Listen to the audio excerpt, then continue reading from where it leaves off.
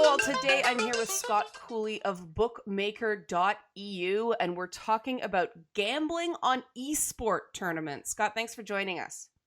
Absolutely. Thanks for having me. Now, you are a professional bookie, essentially, in the modern age. Is that correct? I'm not exactly a bookie. Okay. My company, yes, we take wagers on sporting events across the world.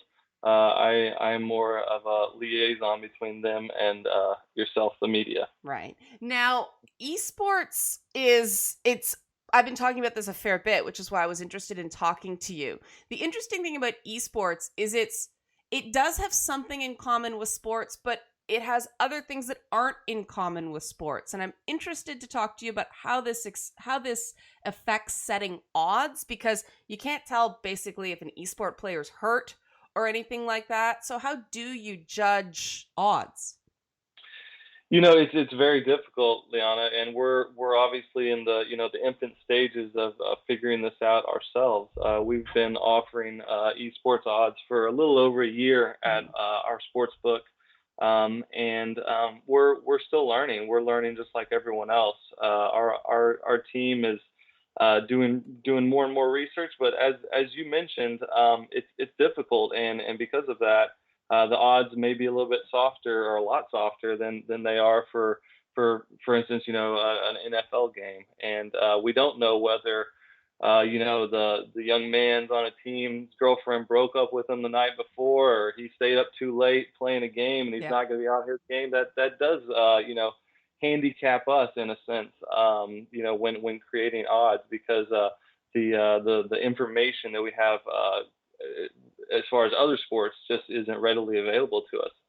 Yeah, there's a certain amount of dark data when it comes to gamers that you don't have with a professional athlete who spends their life in public, and it's much easier to know what's going on with them, correct? Absolutely, absolutely, and we find this. This is kind of a trial and tribulation that we went through. Just to compare a little bit, a sport like mixed martial arts. Hmm. The UFC realm is really blowing up, and as is wagering on mixed martial arts. And but in the early goings of that, we were still kind of in the same boat, scrambling, really digging deep to find information, trying to get resources here and there.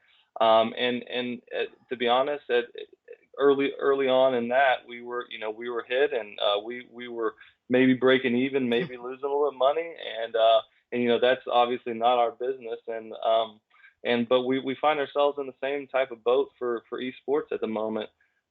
We do know it's going to be it's the next big thing on the block, and we want to dedicate more and more resources to it. It's just going to take a little bit of time. Now, even though it is a real risk financially short term, you sound very bullish on esports. What is it about competitive gaming that appeals to you at Bookmaker? Well, it's something that's hitting us in the face, and we realize that it's just becoming more and more prominent in our society. You see networks like ESPN Hmm. televising the events, the tournaments. I think I saw one of the Turner networks is going to start doing a reality series on esports. Arenas are selling out in a matter of minutes, and it's exciting to watch. I'm not even a gamer myself, but I caught myself watching one the other night and kind of getting into it, believe it or not. And much like a football or a basketball game, the viewers can really sink their teeth into it and get excited about it. And history tells us that when there are two more people competing in a game atmosphere, there's going to be people that want to gamble on the outcome. See, this is interesting to me because on one hand, you've got, comedians like Jimmy Kimmel mocking the phenomenon of esports on their shows. This idea that anybody would want to watch someone playing a video game, but got people like you who make money off an intense interest in a sport or sport like product are very bullish on it. Why do you think the disconnect is there in that way? Well, I would say there's often a disconnect between what we do and what the mainstream media Hmm. or entertainment media believes or perceives, and they they obviously influence the public, and we often, I would say, try to capitalize off the public's ignorance. Hmm. And so we believe that esports and gambling on esports will eventually step into a whole realm that will surpass gambling on secondary sports that we consider secondary, like MMA, Hmm. golf, hockey, even tennis. As I mentioned, we're just going to be really dedicating more and more resources to that side of the sector. And actually, by the end of the summer, we're hoping to have an entire platform built and dedicated to exclusively esports. Have an entire team of handicappers from our company on them.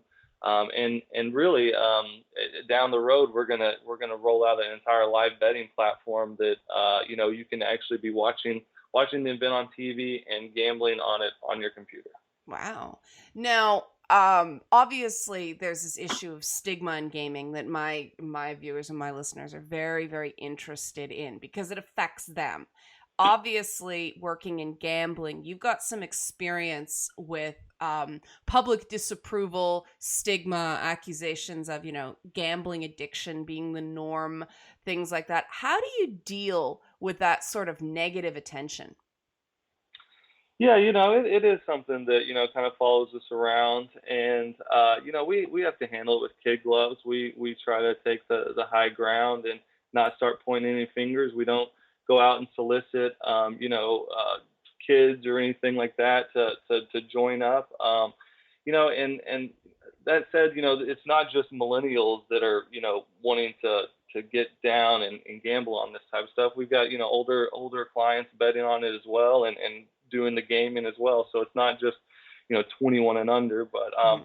and at the end of the day, people have to be proactive to go on our website Bookmaker and register for an account and sign up and deposit money. And we have security measures in place to prevent people that shouldn't be doing it Mhm. to do it.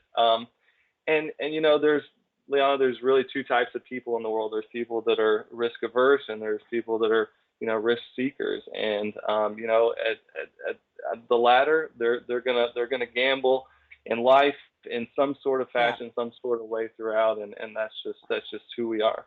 Yeah, my friends who put money on sporting events, they say it actually enhances their enjoyment of the event because they feel like they're investing in it. They're putting something on the line along with their favorite team. Is this consistent with your understanding of why people bet on esports? I think it will be. It is to some degree, Mhm. but I will tell you that right now the people that are betting on esports currently, most of them, the majority, are actually people that are very heavily involved and already watch and know a lot about that industry, because we consider them sharp betters, which are wise guy betters or smart betters, and they're really the ones that are making smart plays and picking the underdogs or the right teams more often than not, which obviously hurts our bottom line. But that's who the majority of people who are betting on esports right now. So I don't know if that's a good assessment currently, but absolutely that is what is going to drive the gaming of the gambling industry in esports is people watching it and making it more exciting, because that is why a lot of many people wager Mhm. on sports or play fantasy football or baseball or whatever it may be, because they can watch on TV, and while they're watching, it's more exciting. Yeah. Now, let's take an example with an upcoming esports event. How do you set your odds in one of these championship series? You start with, knowing who the players are, but then what else goes into it setting odds? Yeah, it's something, for example, right now at Bookmaker.eu we have a odds to win Dota 2, the ESL One Manila, and we have our teams up and our odds available to bet on. And really, it goes back to old school type of bookmaking, which is just doing your research, uh, discussing the odds within your team, and putting odds out there and seeing how the betting public reacts. So we will read as many Facebook pages and articles on ESPN and your website, wherever it may be, to gather as much information as possible leading up to an event. And then we create odds based on how we think the public is going to react to those odds. So just because one team actually may be better than a lot of the other teams, if they're not as high profiled or in the public eye, or they're kind of a dark horse, we may not put them as a favorite because we know that we're going to get action on a more high profile or a more popular team. If that makes sense. So there is a business element to setting odds as well as a mathematical one. Absolutely, absolutely. There's a business element. We're always, trying to limit our liability, and it's a lot on. The odds may not really reflect on who we think is going to win, but who the public might think is going to win. Well, that's very interesting. Now, in terms of who's going to win, obviously innovation is a massive, massive topic in video games, and esports has had a profound effect on what gets made. Games have gotten more expensive. 60 frames per second frame rates have become the norm because of esports, and a lot of games are changing their core formulas in interesting ways to appeal to the esports community. So, next 5 years, I don't even know if it's possible to know what's going on the next 10 years, but where do you see the phenomenon of esports going? I see it being very, very big. Mm-hmm. I think that it's the next big thing. We've got these young kids. I look at my children today. All these children are just inundated with screen time, and we as parents we try to limit that as best as possible. But that's just what our society has become. Mm-hmm. Whether it's video games, the computer, iPad, TV, it's all about electronics these days. And these kids are just becoming technically savvy, just very, very intellectual people. And I think that their ability to multitask is going to allow this sport and this industry just to continue to grow exponentially. And I think that it's a whole new demographic that's coming up. And so I think somebody asked me the other day if they thought that esports and esports gambling could ever be as big as the traditional sports like football, baseball, basketball, soccer. Those are kind of our big four that we take the most action on. And it's hard for me as a older generation person. It's hard for me to fathom that. But in 50 years, who's to say that esports isn't as popular as the NBA or NFL because of all these the millennial generation growing up and really putting their stake in the ground. This is what we want to do.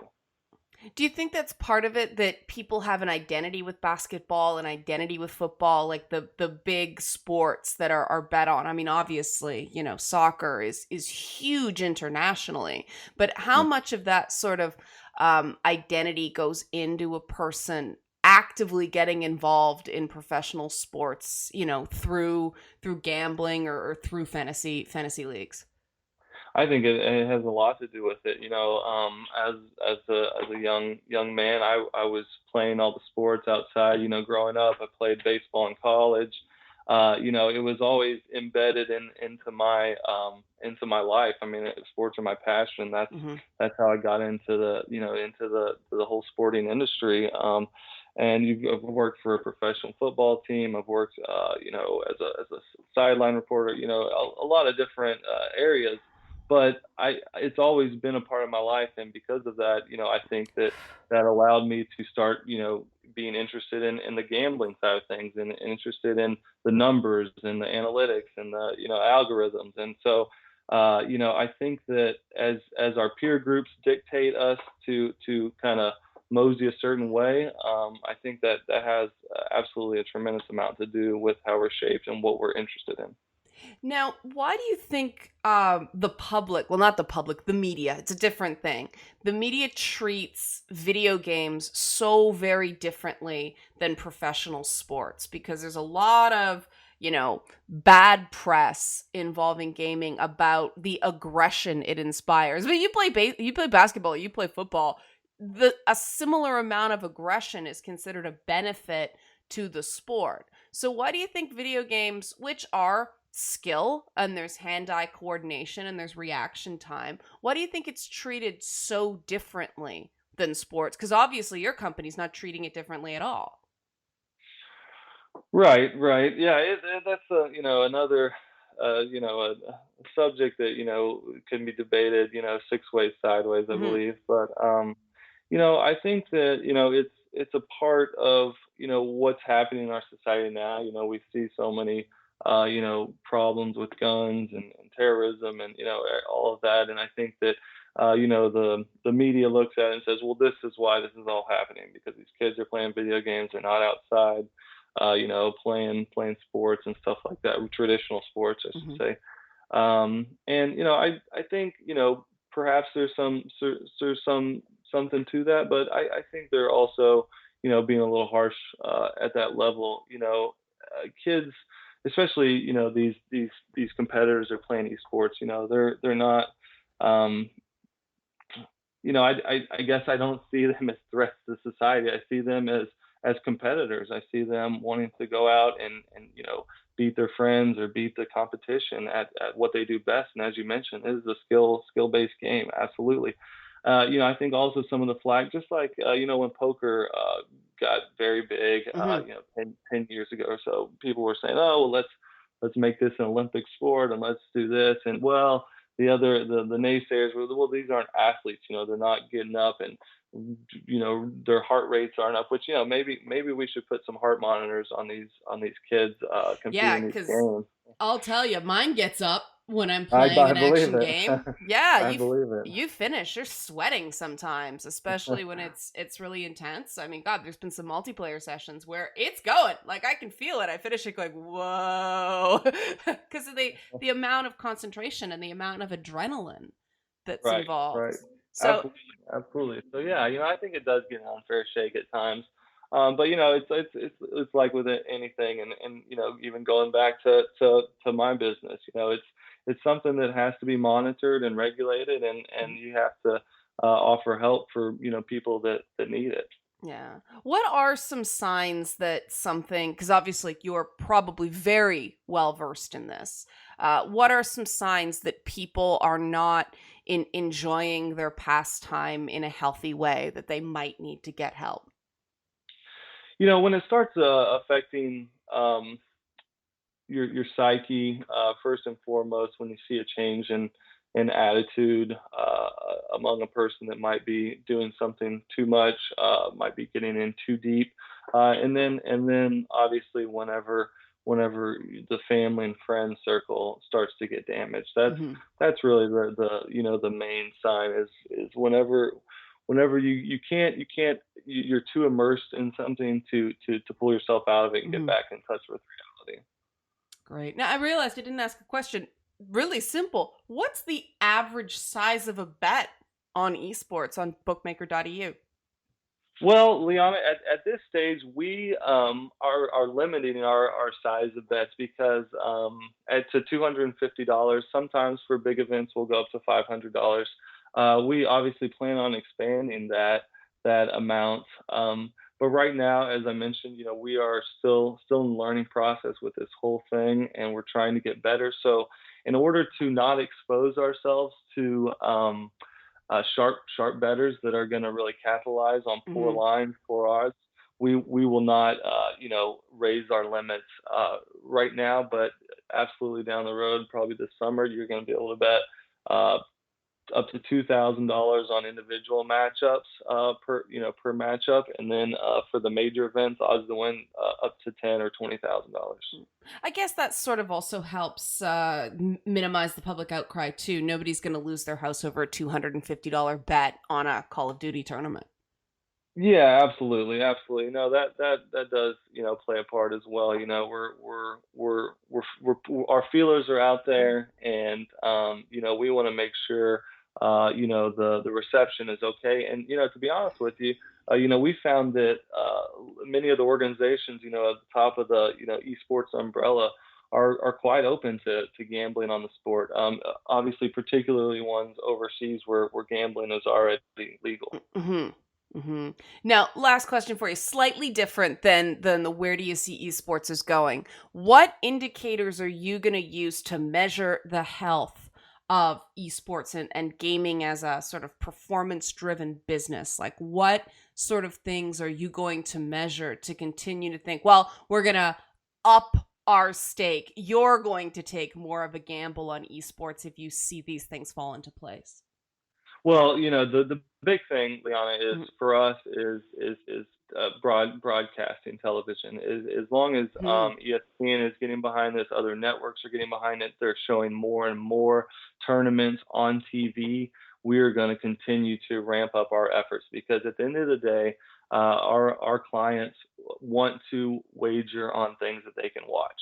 When there's a game on, at 2 in the morning on some obscure soccer channel, we're not getting as much action on that. But as long as this esports trend continues to grow, which I do think it will, Mhm. we're going to continue to put more and more resources into it. And really a big factor is the media exposure. Online. ESPN's now dedicated an entire section to esports, and so we're kind of crossing over just sports and esports by having ESPN really get behind this. And as long as the media exposure continues to grow, we know that's something that people are going to continue to be excited to watch and therefore gamble on. So audience concentration is the major factor for you, not just the size of the market. Absolutely. I think the more soccer is the most wagered on sport in the world, and it's the most viewed sport in the world. So that's Mhm. why we book a lot of action for soccer, and yeah, I think it's absolutely a viewership, not necessarily the growth in the amount of organizations and stuff there are, because as we see over time, the big ones will rise to the top, and the others will either join them or fizzle out. Awesome. Talking with Scott Cooley of Bookmaker.eu about gambling and esports. Scott, thanks so much for your time. All right, thank you, Liana.